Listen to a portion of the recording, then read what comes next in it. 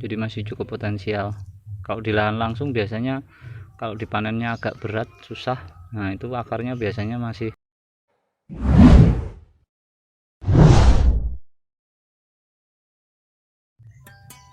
Oke kawan, jumpa lagi di channel Porang Jaya Klaten, masih seputar porang tentunya ya. Ya, pagi ini saya berada di lahan saya yang ada di samping rumah ini. Kebetulan hari ini hari libur Imlek tanggal 1 Februari, jadi saya menyempatkan waktu untuk bikin video ya.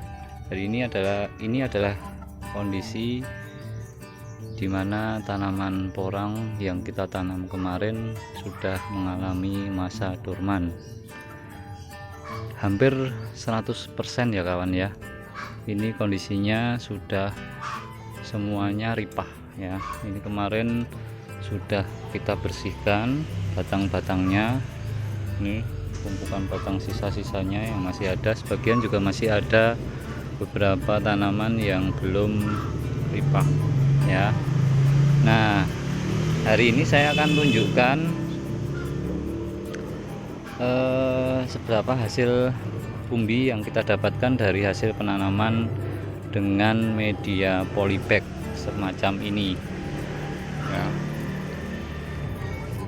Ini kemarin kita pakai ukuran polybag ukuran 25 ya kawan ya. Hampir semuanya sudah dorman, ini sudah bersih ya. Kita langsung saja, jangan di skip, jangan lupa untuk terus simak videonya untuk tahu informasi seputar budidaya tanaman porang ya. Tapi jangan lupa untuk di like dan di subscribe ya, biar channel kita juga bisa tambah berkembang. Oke, kita langsung saja kita bongkar, kita siapkan dulu alat-alatnya ya. Oke kawan, ini kita sudah siapkan sampel saja ya. Kita ambil 3 polybag yang akan kita sampel. Ini ada 1, 2, dan 3. Kita akan coba bongkar hasilnya seperti apa. Kita siapkan dulu embernya biar tanahnya nggak belepotan ya. Kita bongkar dulu. Ini maaf pakai tangan satu jadi agak repot, agak susah. Kita coba bongkar hasilnya seperti apa. Oke, ini hasilnya seperti ini kawan.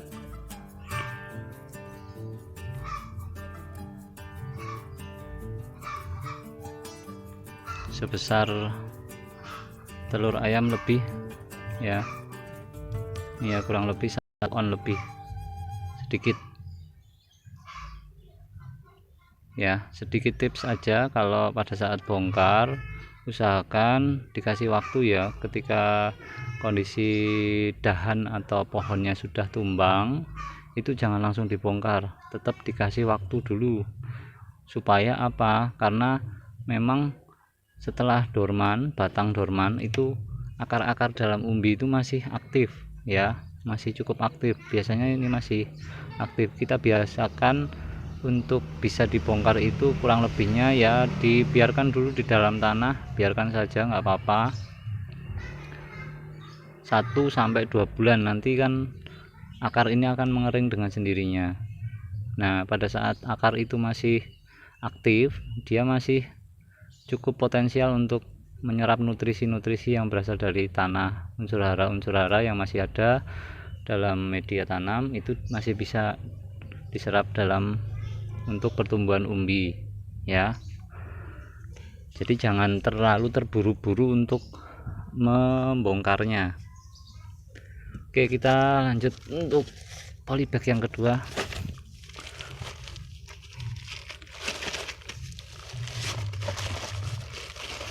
Kita lihat seberapa. Oh iya, ini lumayan juga. Nah, ini loh maksud saya ya. Akar-akar ini kan masih ada ya. Jadi masih cukup potensial. Kalau di lahan langsung biasanya kalau dipanennya agak berat, susah. Nah itu akarnya biasanya masih aktif, rata-rata hampir seperti ini hasil dari penanaman dari media polybag. Jadi buat kawan-kawan semua, kawan-kawan petani semua yang mau pengen dan berbudidaya tanaman porang, itu nggak mesti harus punya lahan gede, nggak perlu. Ini cuman lahan, kita cuman hanya ada lahan sekitar 3 kali 10 meter, sekitar 30 meter, 30 meter ya. Tapi kita bisa menggunakan media polybag seperti ini ya, kurang lebih untuk budidaya seperti ini bisa muat, kalau ini dijajar pun sebenarnya masih bisa muat sampai 1500 polybag ya. Dengan catatan adalah untuk tanaman satu musim ya kawan ya, jangan 2 musim. Kalau satu musim dari biji katak itu masih memungkinkan, tapi kalau dari umbi seperti ini ya, kalau ditanam dengan areal seperti ini mungkin masih kurang. Jadi solusi buat tanaman teman-teman yang pengen berbudidaya tanaman porang untuk fase pertama atau tahun pertama buat pembenihan dulu ya, kalau dari bibit katak mungkin bisa dengan luasan lahan yang enggak terlalu besar dulu. Nah kita bibit dulu, nanti habis dari katak nanti bisa akan tumbuh umbi sebesar ini ya. Harusnya kalau medianya lebih besar, umbi yang akan dihasilkan juga pastinya bisa lebih baik lagi, lebih maksimal lagi ya. Sebenarnya target kita di media polybag ini sebenarnya media 150 gram ya targetnya, tapi ini ternyata mungkin kurang maksimal nutrisinya karena kemarin sempat terserang hama seperti itu, daunnya pada ada kutunya ya, jadi sempat dahannya itu ada yang dorman awal, jadi tidak maksimal pertumbuhannya. Tapi kalau pertumbuhannya bagus, ini bisa lebih dari ini ya, minim itu 150 gram lah minim ya, asal budidayanya, pupuknya dan juga nutrisinya itu tercukupi, itu pasti akan hasilnya lebih baik. Nah nanti ini kita bisa jual, jadi nggak perlu harus nunggu juga untuk jual dengan umbi produksi gitu ya. Untuk perputaran cash flow kita, ini bibit juga masih bisa kita jual. Kalau harga bibit biasanya lebih mahal ya malahan ya, jadi lumayan keuntungan juga buat petani pemula terutama yang baru mau terjun. Kalau bisa ya, kalau nggak punya basic tani ya mungkin agak sulit ya, jadi langkah baiknya saya sarankan sih untuk mencoba dulu dengan skala yang kecil dulu. Jadi kenali dulu tanaman porang itu seperti apa, siklusnya bagaimana. Nah itu nanti pasti akan memberikan Anda pengalaman dalam berbudidaya tanaman porang ini.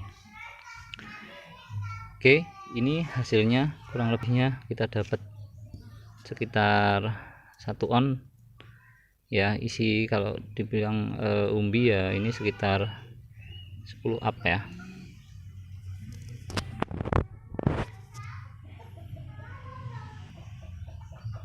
Ini sengaja saya tidak bongkar semua, hanya untuk testimoni aja ya, buat lihat seberapa besar hasil umbi yang dihasilkan dari ini. Ini kemarin kita juga sudah panen katak ya, kataknya seperti ini.